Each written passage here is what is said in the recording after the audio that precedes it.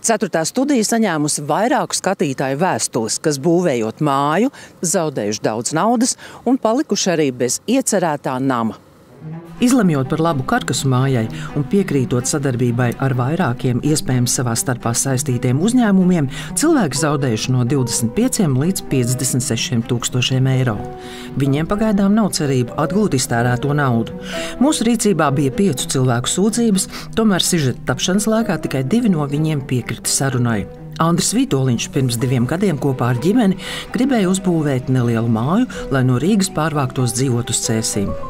Sākums jau bija skaists ar lieliem solījumiem, bet tad kaut kādas darbības pirmajā posmā, protams, bija ļoti aktīvas. Tad viņa piesaistītā arhitekte veselu mēnesi mums zaudēja, kā rezultātā jau viss nobīdījās. Mēs jau sākām kļūt tā kā nervozāk, vai paspēsim vai nepaspēsim, bet joprojām bija solījumi. Andris tagad atzīst, ka iespējams pašiem laikus bija jābūt vērīgākiem un jāpapēta atsauksmes par būvnieku darbu. Viņa bēdīgais stāsts saistīts ar kādu uzņēmumu, kas ir reģistrēts Igaunijā. Ceturtā studija juridisku iemeslu dēļ nevar nosaukt vārdā ne uzņēmumu, ne arī uzņēmēju vārdu, ar ko tas saistīts. Mums kaut ko atveda, kaut ko uzlika. Tas viss tika uzlikts šausmīgi nekvalitatīvi, gandrīz sagāzās. Mums patiesībā tas viss, kas tika mums nācās paši spēkiem, to visu vilkt kopā. Pieaicinājām būvekspertu. Būveksperts atzina kļūdas un nepilnības uz vairākām lapspusēm, kas tāds bija. Un beigās tas viss tika pamests. Mājas karkas bez jumta, bez ārsienām, bez logiem. Pēc vienošanās darbi bija jāpabeidz jau pagājušā gada augusta vidū, bet oktobrī Vītoliņi palika bez jumta virs galvas, jo balstoties uz būvnieku solījumiem, ka gada laikā tiks pie jaunas mājas, bija uzteikuši dzīvokļi. Šobrīd kaut kā esam baigos parādos, jo piesavinājās naudu, piesavinājās būvmateriālus, veica pamatīgus draudus. Mans numurs tika nopublicēts ļoti šaubīgās lapās. Kā rezultātā tika saņemti nenormāli zvani un tādas lietas. Tā kā tas bija tāds diezgan skarbs periods, kurš patiesībā vēl nav beidzies. Un, mēs mēģinām tātad savākt visu šīs sekas, jau vairāk, tās būs gads apkārt jau. Sākotnēji zaudēt apmēram 10 000. Tagad jau kopā ar visiem papildus tēriņiem zaudējuma summa pārsniedz 25 000 eiro. Ļoti ceru, ka neviens cits neiekritīs šādos slazdos. Kāda komunikācija jums ar viņu bija? Sākumā ļoti aktīvā, ļoti caur sarakstē, tur ļoti ātri varēja noķert, bet tiklīdz sākās kaut kādas tur aizķeres, tur viņi varēja dienām meklēt. Viņš neatbildēja, viņš mūžam stāstīja, ka viņš ir kaut kur izbraucis ārpus Latvijas, tur Norvēģijā, viņš tur kaut kādus projektus bīda, un beigās tā komunikācija bija praktiski nekāda.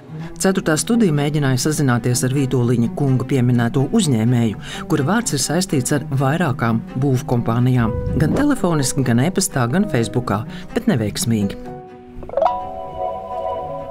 Šāda numura nav. Lūdzu, pārbaudiet to. Tanī mirklī, kad es sāku teikt, ka mēs sākšu kaut kur vērsties kaut kādās iestādēs vai kaut ko, tad mēs saņēmām izreikināšanās draudus, mēs saņēmām draudus, ka rakstiski draudi no viņa puses būs, ja jūs kaut kur vērsīsieties, es pieteikšu bankrotu un jūs ne santīma nesaņemsiet. Viņš jau to pasākumu bija paredzējis, jo tanī mirklā bija skaidrs, ka tas jau ir schēma, kurā viņš ir labi atstrādājis. Arī Ilona un Aleksandrs Firsovi 2022. gadā gribēja uzbūvēt savu ģimenes māju. Rezultāts bija līdzīgs kā Andrim Vītoliņam. Mājas būvniecību nācās pabeigt pašiem. Mums bija jāveic 4 maksājumi. Līguma viss bija rakstīts. Pirmais maksājums bija līguma pārakstīšanas brīdi. Ceturdaļa, lai veiktu projektu, lai visus izmērījumus, lai pamatus izveidot un karkas māju. Un tur bija līgums pārakstīts ar banku. Mājas pamatus sāka būvēt tikai gadu pēc līguma noslēgšanas, lai gan līgumā bijis noteikts, ka viss darbs būtu jāpaveic 1 gada laikā. Tad tika veikts arī otrais maksājums. Tapuši pamati, ārsienas, jumts, pagaidu durvis un logi. Un kompānija sākus prasīt jau 3. maksājumu. Mums ir tāda ideja, ka viņš sāk būvēt mūsu māju, kad paņem naudas no kaut kāda cita persona. Kad kaut kāds viņam samaksāja pirmo daļu, no nākamā projekta, tad viņš tikai tad sāk darīt mums pamati. Viņš tad paskaidroja, ka viņam ir 2 uzņēmumi. No viena uzņēmuma viņš pērk materiālus, no otra uzņēmuma viņš maksā algās darbiniekiem. Kad Firsovu ģimene samaksāja 3. maksājumu daļu, uzņēmējs sācis prasīt arī 4. Viņš atsūtīja mums vēstuli, ka ja mēs turpināsim viņam draud, tad viņš griezīsies tiesā un mēs būsim piespiesti viņam maksāt tur lielas naudas par reputācijas bojāšanu, par nepildītiem saistījumiem. Firsovi zaudējuši te 56 000 eiro. Šobrīd gan Vītoliņi, gan Firsovi iesnieguši prasību valsts policijā. Tikmēr starp pasūtītājiem un būvnieku izvērsusies plaša publiska saraksta ar appusējiem apvainojumiem. Tā kā klientu sūdzības nonākušas valsts policijā, vaicājām, kā noris šīs lietas izmeklēšana.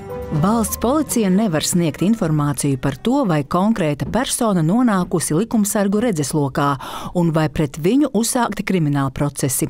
Iedzīvotājiem, kuri ir cietuši no iespējamas krāpšanas, ir jāvēršas valsts policijā ar iesniegumu, lai tiktu izvērtēts notikušais un uzsākta izmeklēšana. Vienlaikus jāņem vērā, ka izmeklēšana var būt laikietilpīga, jo policijai ir vispusīgi jāpārbauda notikušā apstākļi. Diemžēl šis sarežģītais stāsts netuvu nav galā, un mēs nevaram nevienu pasludināt par vainīgu, iekams to ar likumīgā spēkā stājušos spriedumu nav atzinusi tiesa. Tomēr varam vērst uzmanību, būt ļoti vērīgiem, izvēloties pakalpojumu sniedzējus un izvērtēt to reputāciju. Viena no raksturīgajām pazīmēm, kad sūdzības un parādi sakrājas, iepriekšējā firma pazūd un parādās jauna ar līdzīgu nosaukumu. Sendija Burka, Valdis Lācis, 4. studija.